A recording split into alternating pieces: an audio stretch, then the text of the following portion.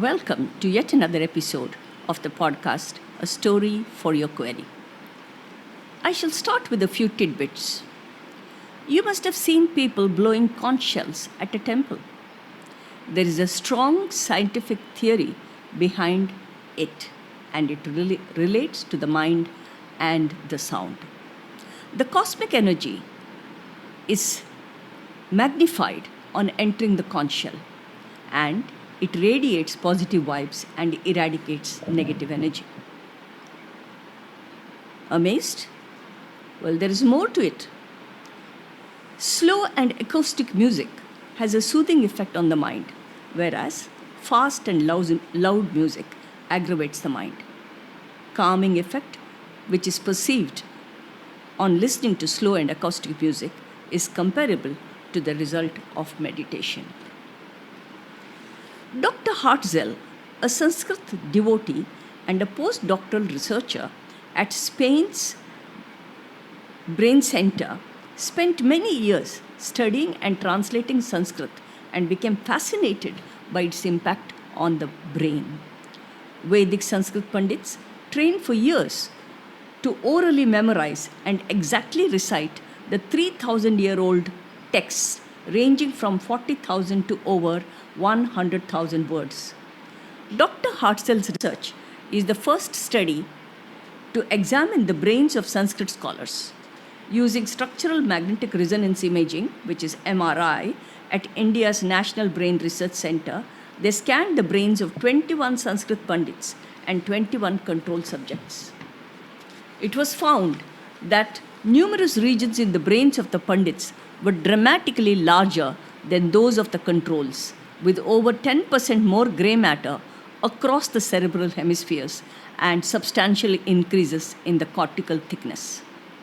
In 1967, Alfred Tomatis, a French physician, psychologist, and ear specialist, studied the effect of chanting on Benedictine monks who had been a part of the tradition with a strict schedule of daily chanting of up to 8 hours a day. When the new abbot changed the schedule, cutting down the chanting, the monks became tired and lethargic, even though they were getting extra sleep. In fact, the more sleep that they got, the more tired they were. Tomatis believed that the chanting was energizing their brains and bodies, so he reinforced the chanting, and the monks were soon full of energy again. Perry, who was suffering from severe depression, says she found chanting to be therapeutic. A decade on, she is undertaking a PhD to try to uncover if science can explain it. According to the results of a 2016 study by Perry, Professor Bill Thompson, and D. Vince Polito, also from the same university, chanting of the universal mantra Om for 10 minutes improved attention, contributed towards a positive mood, and increased feelings of social cohesion. Other research has found that chanting increased cerebral blood flow in the areas of the brain known to deteriorate in Alzheimer's patients. In a world of shrinking attention spans, where we are flooded with information daily, the children display a range of attention deficit. Even introducing small amounts of chanting, recitation, and meditation could have an amazing effect on all our brains. What is meditation? Meditation is a technique for resting the mind and attaining a state of consciousness that is totally different from the normal waking state, a sleeping state, or a dreaming state. It is a transcendental state of consciousness. During and after meditation, the mind reaches a state of restful alertness. Meditation is a practice of focus or relaxed attention or contemplation upon a thought or a sound or an object or a visualization or on the breath in order to increase the awareness of the self at the present moment, reduce stress, promote relaxation, and enhance personal and spiritual growth. The regular practitioner of meditation performs the journey towards peace, happiness, bliss, and self-realization. There is something called mantra-based meditation. Let's see what this means. Mantra meditation is the process of quieting and focusing the mind using a sound, a word, or a phrase, recited either loudly or silently. The purpose of mantra meditation is for spiritual growth or for relaxation of the mind. It is also known as japa meditation.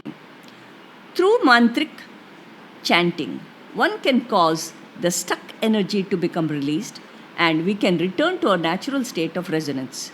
It has been found that the sounds of specific mantras, chanting, will cause the left and the right hemispheres of the brain to synchronize. Such chanting will also help oxygenate the brain, reduce the heart rate, blood pressure, and assist in creating calm brainwave activity. This is the reason why most of the prayer or meditation on the planet is vocalized. Sound amplifies our prayers. Through positive, intentionalized, and internalized sound, we can generate the miraculous effects. Every sound that we make is actually a composite of sounds, a fundamental frequency, and geometrical multiples of that sound called harmonics or overtones. These harmonics are whole number ratios, which is 1:1, 2:1, 3:2, etc. These vocal harmonics make up the timbre or the tone color of the sound and are responsible for the way our individual voices sound. New neural synaptic connections can be created in the brain with vocal harmonics. Harmonics can also improve our vocal quality, hearing, change our brain pattern, and even heighten our consciousness. To elucidate further, the vagus nerves communicate through the chemical messenger acetylcholine. Through a network of sensory and motor neuron fibers, the vagus nerves connect to skeletal muscles involved in breathing and movement, cardiac muscles in the heart that regulate the heartbeat and flow of vital fluids, smooth muscles involved in the movement within the digestive system. Sensory information from the environment is processed by the vagus nerve. Everything we see, we hear, taste, smell, or how we move is coded by acetylcholine, passes through the muscle fibers, and is sent to the learning and memory centers in the brain. This is how we can experience muscle memory, or how a sound or smell can remind us of something that we have experienced. Sound is created by vibration, as we know. The flow of the air from the lungs pulses through the larynx, the muscular organ that forms the air passage from the lungs and holds the vocal cords. The vocal cords vibrate and sound is produced. The vibration stimulates the vagus nerve and contributes to the regulation of the chemical messaging stream of acetylcholine. Take a moment to hum the long Om. Om.